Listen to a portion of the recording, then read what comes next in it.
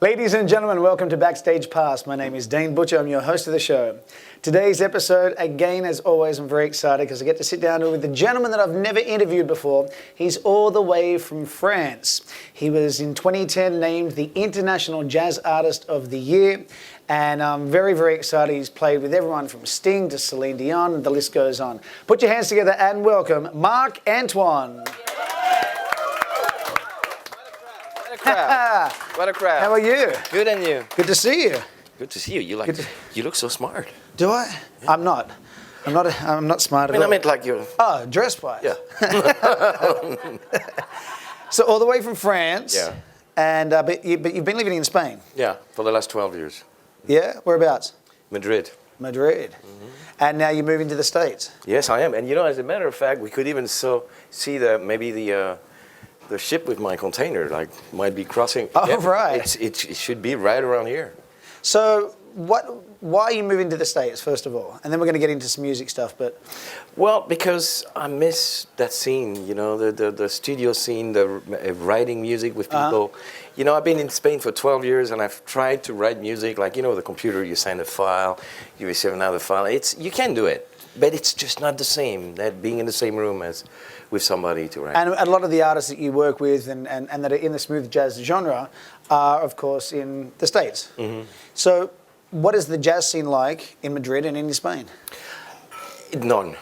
Non-existent? It's very small. And it's very intellectual, straight ahead jazz. Got it. I like the cocktail of mixing styles, and for me it's crucial.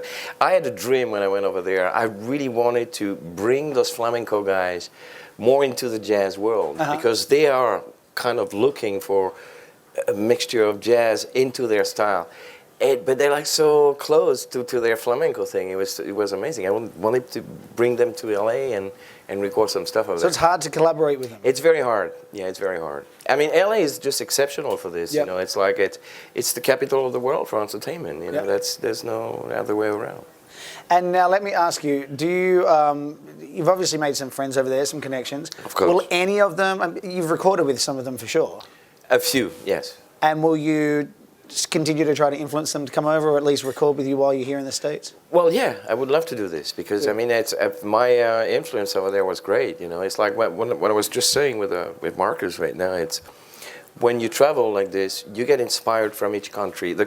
Culturally, it's so different, and musically also. Yeah. You go to France, you go to Italy, you go to Spain, you go to England, you go to Turkey.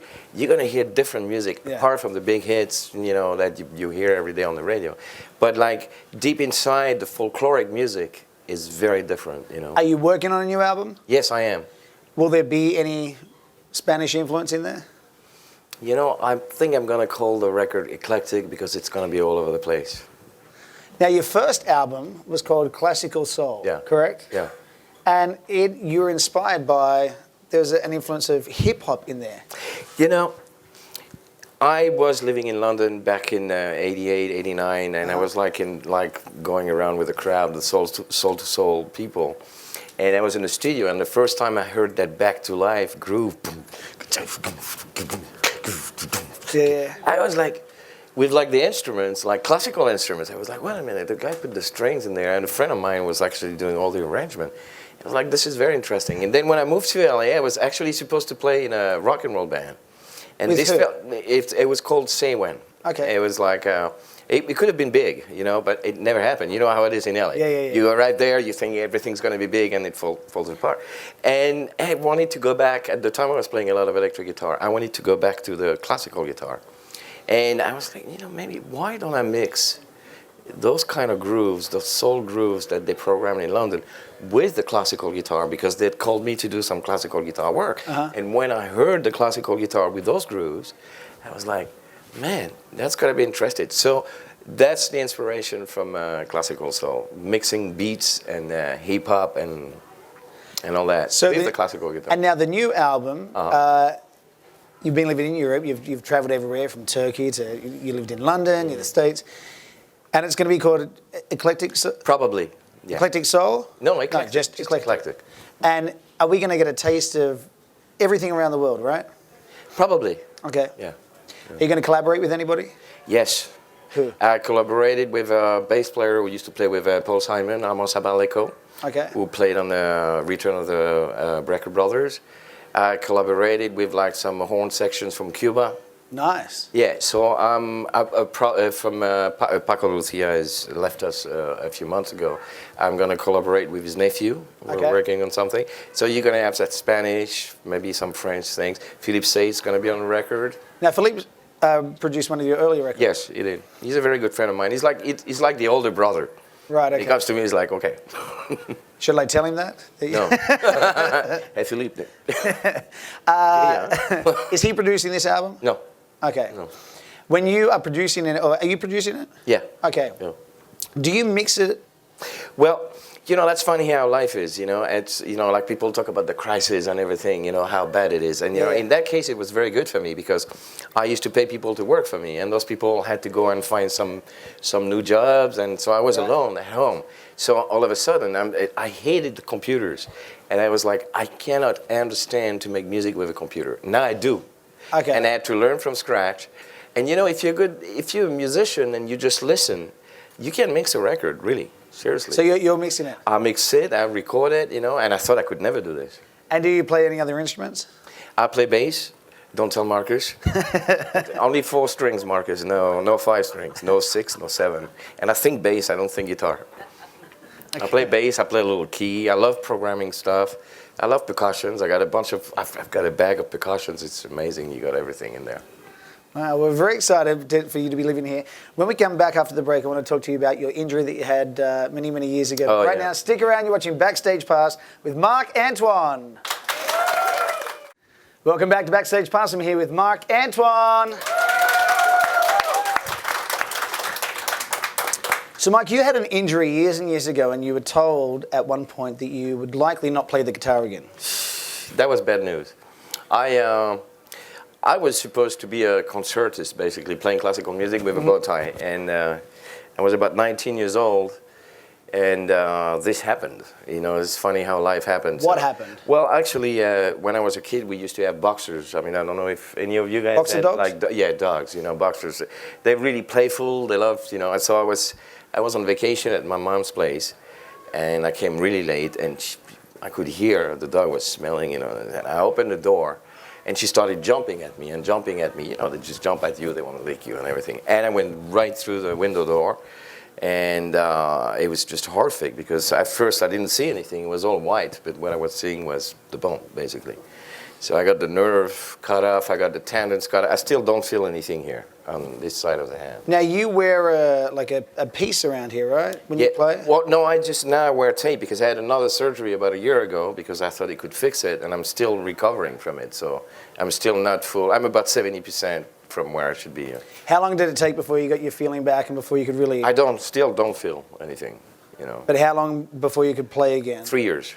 And then didn't you go back to the doctor and perform for him? I did. Was he amazed? Yes, he was. It was like you're part of the 1% of people who could have done that. Because he gave me a 0.2% or 0.1. He was like, basically, he was like dissing me. He's like, well, thankfully, you got it back. I'm here. It's the love of music, Now, in the event that you were not able to get it back, what would you have done? You don't want to know. I do want to know. No, you don't want to know. For me, it never crossed my mind that I would never get it back. I had a great example, Django Reinhardt. I don't know if you guys know Django Reinhardt, like the Belgian gypsy guitar player. He played only with 2 fingers. These 2 were completely burned. He couldn't move those 2 fingers, and he became like one of the very best guitar players on the planet. So he was a great example for me. So there's no stopping you. No, you can't. I mean, you got to put your head into it. But I mean, you started really young. About 11 years old, yeah. And then by about 13, your dad really realized that you've been like going for it, right? But your dad really realized that you had a gift and a talent, and didn't he send you to the conservatorium in Paris? Yes, he did. He did. And then I studied classical music. That's what I love doing. And the poor guy, he made like the entire family is like enemy. Do you have brothers and sisters? No, I don't. Okay. Actually, the guitar was my brother and my sister at the same time. Okay, got it. Seriously. And so when you're at the conservatorium, and were you influenced by other music, or you just, because then you said, at one point you said you played the electric guitar too. I still do, actually. And it was a huge dilemma. About 15 or 16 years old, I discovered, like, you know, it's one record that, like, turned my head around, was Return to Forever from Chick Corea. And it's just amazing fusion record. Yeah. And I heard Al Di Meola play that guitar, and I was like, damn, this is crazy. You know, how does he do this? So I started working like this, you know, with a pick and everything. And when I arrived at the conservatory and my teacher saw me using a pick, he was like, are you crazy? You're going to destroy your classical technique and everything. And I was like, don't use a pick. I was like, why not? So they were like very narrow. That's what I didn't like too much about the classical world. It's very narrow. They're not broad-minded, you know. Do you use a pick now? No, I use the fingers. When I play the electric guitar, I use a pick. Okay. You know? Yeah, and I love playing electric guitar. A lot of people don't know I play electric guitar. You just said that you were really inspired by Chick Corea's album. That one, it's really turned my world around. Right. Yeah, it was a different thing. Tell me, think about it just for a minute. Is there a song or an album that you wish you had have created? And do you think you would have nailed it? Yeah, there's an album, but I don't think I would have nailed it. What album? Paco de Lucia, Almorema. It's like I was about 15 years old, and the only thing I've heard about flamenco at the time was very straight flamenco, very traditional, and this guy all of a sudden put percussions, bass, and grooves, and his playing was absolutely amazing. Yeah, I would have loved to have done that record, but I could never nail it. Have you covered any of it? No. No. No way. Now you've also played with, because for a long time there you were sort of in a band and backing up a whole bunch of artists. You played with Celine Dion, you played with Sting. What was that like? Well, you know, we were talking about LA before. That was the great thing about it. You know, I knew a lot of producers over there. They knew what I was doing, and when they wanted to hear my sound, they'd just call me. You know, and you just like jump in your car, you go to a studio. You don't even know who you're playing for. So you played with them in the studio. Did you play with them live? No. Most of them were in the studio. Basha was live. I did a few things with Soul to Soul. I did some live things. And when I moved to LA, I started my own career. But on the side, I was doing a lot of sessions. But that's the great thing about it. And then you go on the street and you hear a tune, and it's like, wait a minute, this is me playing. And I didn't know it was for Celine Dion when you go into the studio, you don't even necessarily know who you're going to play with. No. They send you the charts and everything in advance? No. So you just show up. You show up and play. And then I play this. Yeah. And when you go in and they tell you to play a song, how many takes does it take? 1, 2. Wow. Yeah, because it's. So you're just sight reading? Yeah, I do too. But you know, sometimes it's improvisation as well. You know, I mean, sometimes in the pop world, it's like it's not too many complicated chords. Right. When you're driving down the street and you suddenly hear, oh, that's me on that. Who was one of the featured artists that you performed with in the studio that you were really surprised to think? The Celine Dion thing, for example, I had no idea. What song was it? Oh, I forgot. Oh. I played on Cher too. Like we played with the live band. Yeah. I have no clue which ones. It's my wife researches all this stuff, and she's like, Marc, you played on that, you played on this, you played. I'm like, oh, well, I didn't know. Got some nice credits there. Yeah, it's about 120 records. I don't know, or 150. I have no idea. It's amazing because studio musicians are often referred to as sort of more highly regarded, should I say, than often like live bands. Because studio musicians, that's where they want that sound because that's what's going to be recorded. Live, they'll. Yeah, so that's pretty incredible. But that's the great thing about it because people call you for your sound. Right. They hear something, they know it's going to be you, and they don't have any questions about it. They call you, and you come there and you do it, and they're happy because that's what they want. Going to talk about more music in just a minute. Stick around. You're watching Backstage Pass with Marc Antoine. Welcome back, Backstage Pass with Marc Antoine.